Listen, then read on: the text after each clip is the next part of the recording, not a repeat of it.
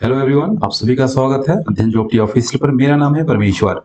अब आज हम बात करने वाले हैं कि जब हम केमिस्ट्री से बीएससी या एमएससी कोर्स कर लेते हैं तो उसके बाद क्या कैरियर ऑप्शन बचता है।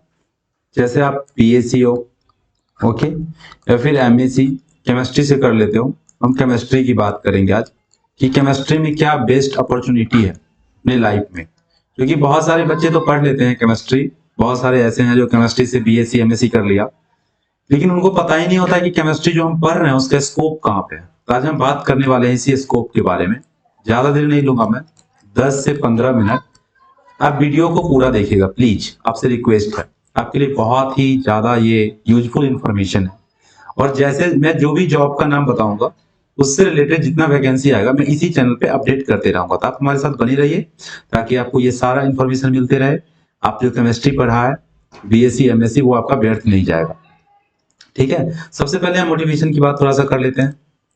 सफलता का सबसे बड़ा रहस्य है खुद पर विश्वास करना, है ना। अगर आपको अपने आप पे बिलीव नहीं है तो आप सक्सेस नहीं हो सकते हैं। सबसे पहले आप अपने आप पर बिलीव कीजिए, है ना। और बिलीव करने के बाद जो आप टारगेट बनाए हो, जो आपका एम है, उस एम से रिलेटेड जितना भी, जैसे आपका टारगेट मान लो यूपीएससी है तो यूपीएससी के सिलेबस को जानो, उसके जो मटेरियल्स हैं उसको पढ़ो, उस पर लग जाओ, फिर आपका एम क्या हो जाएगा, अचीव हो जाएगा, है ना। सबसे पहली बात क्या है, बिलीव। गॉड कहते हैं फर्स्ट बिलीव देन सी, विश्वास करो और फिर देखो क्या होता है। तो सफलता का सबसे बड़ा रहस्य है खुद पर विश्वास कीजिए।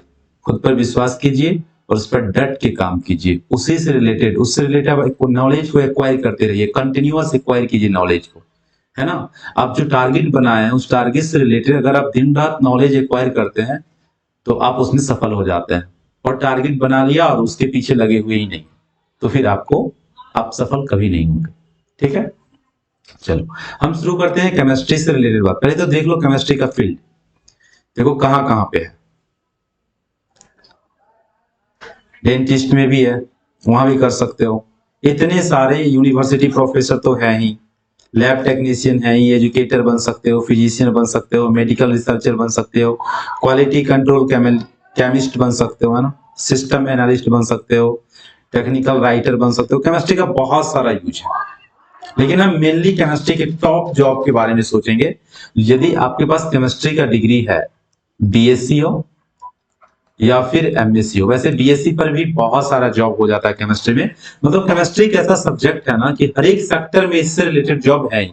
बहुत सारा वैकेंसी ऐसा निकलता है इंडिया में, बहुत सारे सेक्टर में, जिसमें स्पेशल केमिस्ट्री ही मांगता है कि अगर आपके पास केमिस्ट्री का डिग्री है तभी आप अप्लाई कर सकते हो। मैं सारे के बारे में बताता हूँ। सबसे पहले कौन सा ऐसा स्टूडेंट नहीं होगा जो केमिस्ट्री से एमएससी बीएससी करने के बाद इसरो में जाना पसंद नहीं करे, है ना।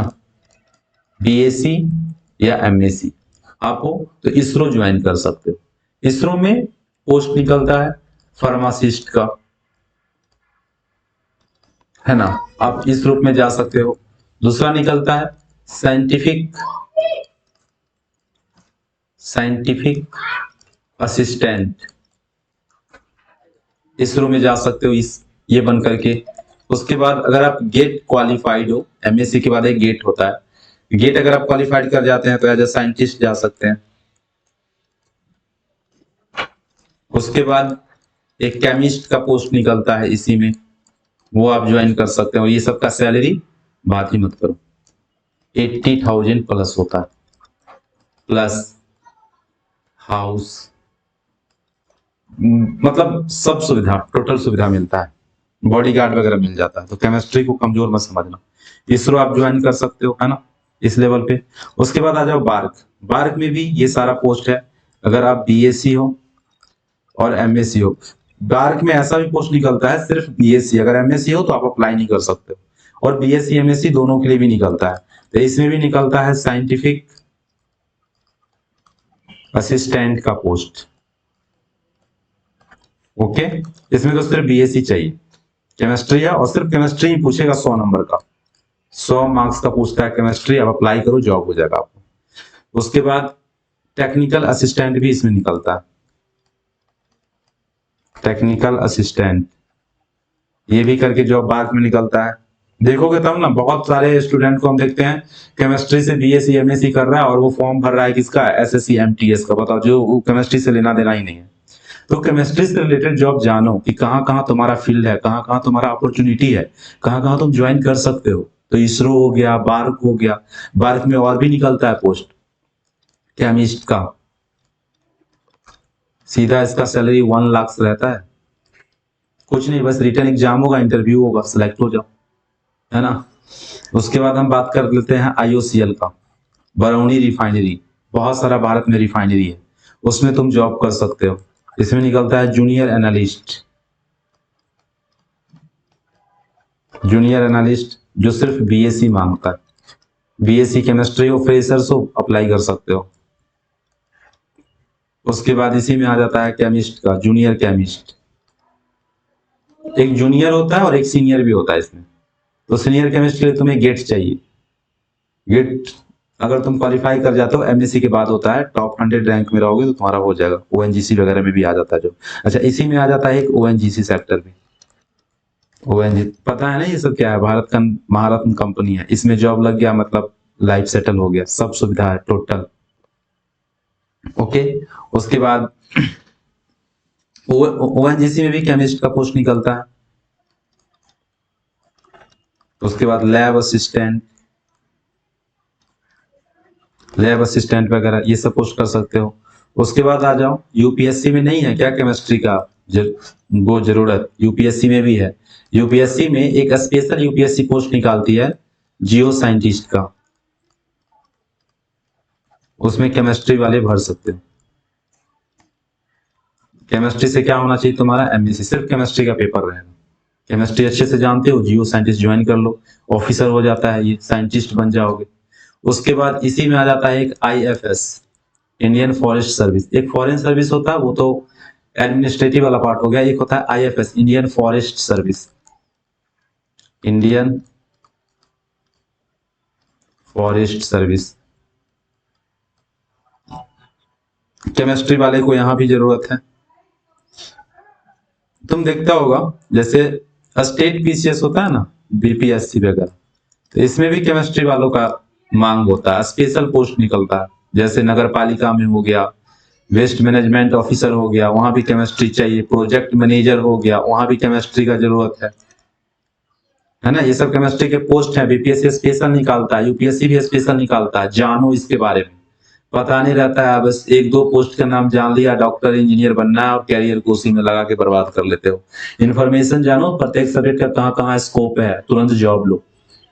उसके बाद इसी में कहा जाता है, तुम सुना होगा, रेंजर, वन विभाग का मालिक होता है, ये भी ऑफिसर होता है, फॉरेस्ट का, फॉरेस्ट डिपार्टमेंट, इसमें भी केमिस्ट्री का यूज है, केमिस्ट्री वाला यहाँ भी अप्लाई कर सकता है। देख रहे हो कितना ज्यादा यूज है केमिस्ट्री का। क्वालिटी एनालिस्ट का पोस्ट निकलता है, और में भी मैं बता रहा हूँ। अब टीचिंग की बात कर लो, तो टीचिंग तो हर एक सब्जेक्ट में भी है, केमिस्ट्री में भी है। देखो, अगर तुम बीएससी और प्लस बीएड कर लेते हो, ठीक है, तो तुम टीचर बन सकते हो केमिस्ट्री का, ठीक है। अगर तुम एमएससी प्लस नेट क्वालिफाइड हो तो तुम प्रोफेसर बन सकते हो। तो इसमें टीचिंग में तो है ही, केमिस्ट्री के अगर प्रोफेसर बनना है, टीचर बनना है, तो बीएससी बीएड एमएससी नेट कर लो, हो जाओगे, केमिस्ट्री पढ़ाने लगोगे। और अगर एमएससी के साथ बीएड है तो 10+2 के टीचर बन जाओ, उसको जूनियर लेक्चरर बोलते हैं, जूनियर लेक्चरर। वो टीचर नहीं होता है, जूनियर लेक्चरर होता है, 10+2 में जो सर होते हैं, जो भी केमिस्ट्री फिजिक्स के, तो वो जूनियर लेक्चरर होता है। अगर उसको सीनियर लेक्चर बनना है तो उसे नेट करना पड़ेगा, अगर नेट पास है तो वो सीनियर लेक्चर, दोनों बराबर ही होता है, बस सैलरी का अंतर होता है। अगर तुम एमएससी नेट करके लेक्चरर बना तो तुम्हारा सैलरी 80,000 रहेगा, है ना, और ये इंक्रीजमेंट होकर के कितना 2.5 लाख तक चला जाएगा, ठीक है। और अगर तुम जूनियर लेक्चरर हो तो स्टार्टिंग होगा वही 60 से और 1.5 पे जाएगा लास्ट तक, इतना सारा स्कोप है केमिस्ट्री का। तो केमिस्ट्री पढ़ने वाले मन को उदास नहीं करना, इतने सारे स्कोप है केमिस्ट्री का। इसरो में आप जा सकते हैं, भारत में जा सकते हैं, उसके बाद IOCL ONGC में जा सकते हो आप, और कहाँ पे टीचिंग में प्रोफेसर, असिस्टेंट टीचर वगैरह बन सकते हो। अच्छा, एक पोस्ट और स्कूल में जो होता है लैब असिस्टेंट, जो भी 10+2 स्कूल है, 10+2 या फिर कॉलेज है, वहां भी केमिस्ट्री वालों का यूज है। वहां पे कैसे यूज है तो मैं बताता हूँ आपको। जो लैब असिस्टेंट होता है ना, वहां भी केमिस्ट्री वाला का यूज होता है। जब आप लैब करने जाते हैं कॉलेज में, तो प्रोफेसर के साथ एक असिस्टेंट रहता होगा उसका, जो आपको ब्यूरेट ला करके, पिपेट ला करके, केमिकल्स ला करके देता होगा। जैसे H2SO4 मांगो, वो फट से ला करके दे देगा। पिपेट मांगो, उसको पता रहता है, वो ला के दे देगा आपको। तो उसको बोलते हैं, प्रोफेसर से ज्यादा वो लेबोरेटरी के सामान का नॉलेज रहता है लैब असिस्टेंट के पास, क्योंकि लैब असिस्टेंट लैब में ही रहता है, उसको सब कुछ पता होता है।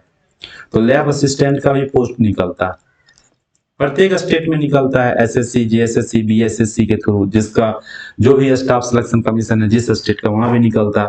तो यहाँ के लिए तो बस BSc केमिस्ट्री चाहिए, BSc केमिस्ट्री, वो भी फ्रेशर्स का, है ना। और सैलरी इसका भी कम नहीं रहता, 50,000 से स्टार्टिंग सैलरी रहता है, ये स्टार्टिंग सैलरी रहता है। सोच लो कितना ज्यादा यूज है केमिस्ट्री।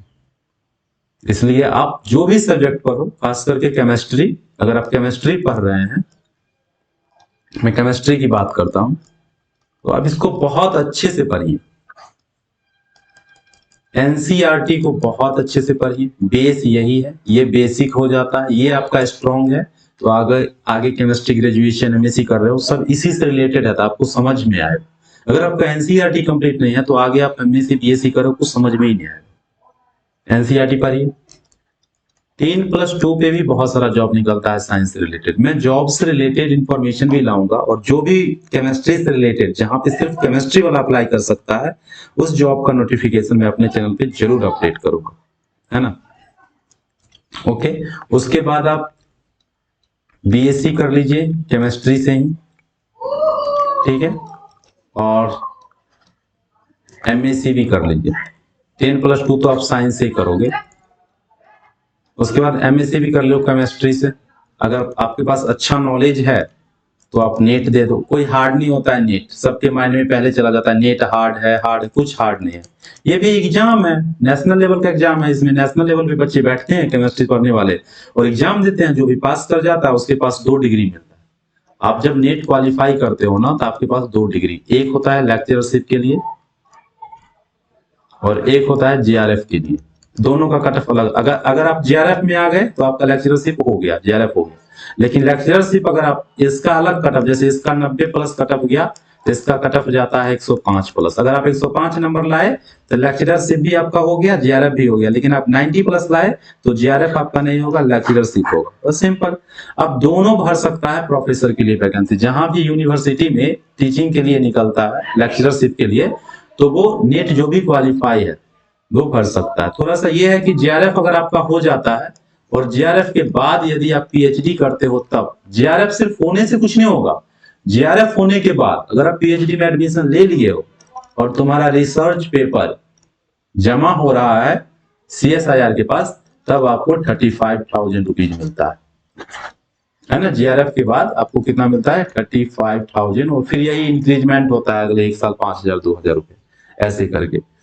और अगर आप इसके साथ BEd कर लेते हो तो टीचिंग जॉब, बहुत सारा जॉब, बहुत सारा कंपनी में भी जॉब है, टीचिंग जॉब है। भारत का जो महारत्न कंपनी सब है उसमें केमिस्ट्री का यूज है, तो आप जॉब कर सकते हो। तो केमिस्ट्री वालों के लिए कहीं कमी नहीं है। जॉब का जो कमी होता है वो केमिस्ट्री जो अच्छे से जिसको आता है उसके लिए कमी कहीं नहीं। वैकेंसी आएगा, उसको अच्छे से पता है, वो क्वालिफाई हो जाएगा। आप हमारे चैनल पर बने रहिए। मैं जॉब से रिलेटेड, केमिस्ट्री से रिलेटेड जितना जॉब का नोटिफिकेशन आएगा मैं जरूर अपडेट करूंगा। तब तक के लिए थैंक यू। पढ़ते रहिए, रिवीजन पे ध्यान दीजिए। Thank you.